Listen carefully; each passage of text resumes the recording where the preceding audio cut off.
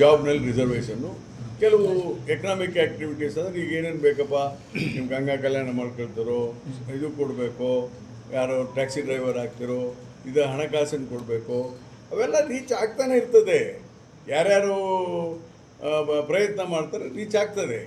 ನೀವು ಹೇಳ್ದಂಗೆ 10% ಆದ್ದರಿಂದ ಅದಕ್ಕೆ ಪ್ರಯತ್ನ ಮಾಡಬೇಕು.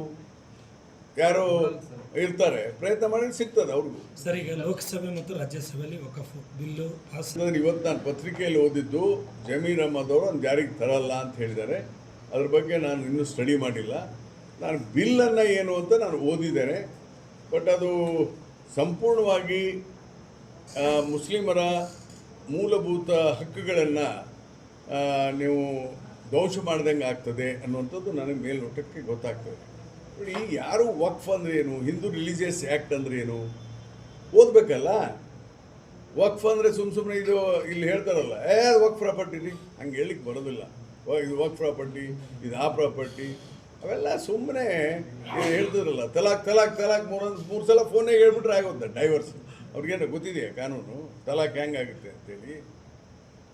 ಇಸ್ಲಾಂ wedding is a register wedding. ಈ ನಮ್ಮಲ್ಲಿ ಏನಂದರೆ ಯಾರೋ ಸ್ವಾಮಿಗಳು ಐನರು ಯಾರೋ ಹಾಕಿ ಒಂದು ಫೋಟೋ ಹೋಗಿದ್ಬಿಟ್ರೆ ಮುಗಿದೋತು. ಅಲ್ಲಿ ಹಂಗಲ್ಲ. ಮುತಾವಲ್ಲಿ ಬರ್ತಾರೆ, ಅವ್ರ ಬುಕ್ನಾಗ ರಿಜಿಸ್ಟರ್ ಆಗುತ್ತೆ. ಅವ್ರು ಕೇಳ್ತಾರೆ, आपको ಕಬೂಲಿಯತ್ ಹೇ, ಸಪ್ರೇಟ್ ಕರ್ಕೊಂಡೋಗಿ, ಹೌದು ಕಬೂಲಿಯತ್ ಅಂತ ಅವ್ರು ಹೇಳಿ ಬಿಡಲಿ, ಕೇಳಿ ಎಲ್ಲ ರಿಜಿಸ್ಟರ್ ಮಾಡ್ತಾರೆ ಅಲ್ಲಿ ಮುತಾವಲ್ಲಿ. ಆಮೇಲೆ ಮುಸ್ಲಿಂ ಮ್ಯಾರೇಜ್ ಇಸ್ ನಾಟ್ 7 ಜನ್ಮದ ಸಂಬಂಧ ಅಲ್ಲ ಅವ್ರದ್ದು, that is A contract marriage. ನಮ್ಮಲ್ಲಿ ಹಂಗಲ್ಲ, ಒಂದ್ಸಲ ಕಟ್ಕೊಂಡ್ಬಿಟ್ಟೆ ಅಂದ್ರೆ ಮುಗಿದು ಹೋಗಿದೆ, ಹೇಳ್ತೀವಿ 7 ಜನ್ಮಕ್ಕೆ ಬೇಕಾಗಿ. ಅವ್ರು ಹಂಗಲ್ಲ, ಅವರು ಅಲ್ಲ, ಅವರು ಕಾಂಟ್ರಾಕ್ಟ್ ಮ್ಯಾರೇಜ್. ಕಾಂಟ್ರಾಕ್ಟ್ ಅಂದರೆ ಮ್ಯಾರೇಜ್ ಇಸ್ ಎ ಕಾಂಟ್ರಾಕ್ಟ್. ಬೇಡ ಬಿಟ್ಬಿಡು, ಅದೇನು ತಪ್ಪಿಲ್ಲ ಅದ್ರಾಗ. ಅದಕ್ಕೆ ಇಸ್ಲಾಂ ಅದೇ ಮುಸ್ಲಿಮ್ರಲ್ಲಿ ಆ ಥರ ಇದೆ ರೀ, ನಾನು ಹೇಳ್ತಾ ಇರೋದು. It's A contract marriage. ಅದಕ್ಕೆ ಅವ್ರು ಇಸ್ಲಾಂ ವೆಸ್ಟರ್ನ್ ಇದರಲ್ಲೂ ಅದೇ ಥರ ಕಲ್ಚರ್. ನಮ್ಮ ಕಲ್ಚರ್ನಲ್ಲಿ ಈ ಥರ ಇದೆಯಪ್ಪ, ಇಲ್ಲಿ ನಮ್ಮ ದೇಶದ ಕಲ್ಚರ್ನಲ್ಲಿ. ಸರ್, ಕೇಂದ್ರ ಸರ್ಕಾರ ಏನು ಹೇಳಿದೆ, ನಾವು ಮುಸಲ್ಮಾನರ ಪ್ರಾಪರ್ಟಿನ ಕಸ್ಕೊಳಲ್ಲ, ಬಿಲ್ ಆ ಥರ ಇದೆ ಅಂತ ನಾನು ಓದಿದ್ದೇನೆ.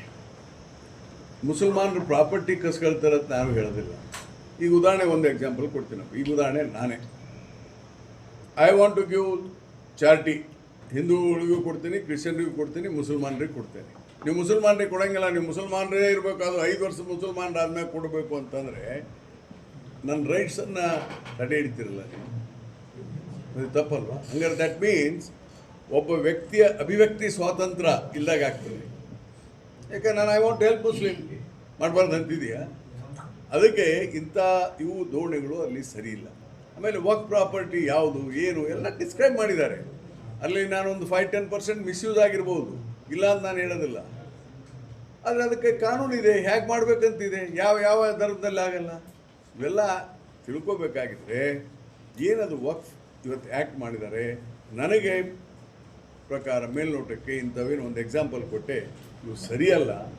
ಈ ಹಿನ್ನೆಲೆಯಲ್ಲಿ ಅದು ಸವಿಸ್ತಾರವಾಗಿ ಚರ್ಚೆ ಆಗಬೇಕು, ಅಂದರೆ ಮಾತ್ರ ಇಂಪ್ಲಿಮೆಂಟ್ ಆಗುತ್ತೆ. ಇಲ್ಲದ್ರೆ ನಾಳೆ ಕೋರ್ಟ್ನಲ್ಲಿ ಸ್ಟೇ ಸಿಗ್ಬೋದು ಅದಕ್ಕೆ, ಸುಪ್ರೀಂ ಕೋರ್ಟಲ್ಲಿ. ಆಮೇಲೆ ನಾಳೆ ಮುಸ್ಲಿಂ ಜನಾಂಗದವರು ಈಗಾಗಲೇ ಪ್ರತಿಭಟನೆ ಮಾಡೋಕ್ಕಿದ್ದು, ದೇಶದಲ್ಲಿ ಅಶಾಂತಿ ಆಗ್ಬೋದು. ಅದಕ್ಕೆ ಇವೆಲ್ಲ ಆಗಬಾರ್ದಾಗಿದ್ದರೆ ಮುಸ್ಲಿಂ ಪರ್ಸನಲ್ ಲಾ ಮತ್ತು ವಕ್ಫಿಗೆ ಸಂಬಂಧಪಟ್ಟಂಗೆ ಅದನ್ನು ಸರಿಯಾದಂಥ ಇದರಲ್ಲಿ ಮಾಡಬೇಕೆ ಹೊರತು ಮುಸ್ಲಿಮರ ವಿರುದ್ಧ ಮಾಡಲಿಕ್ಕೆ ಹೋದದ್ದು ತಪ್ಪು.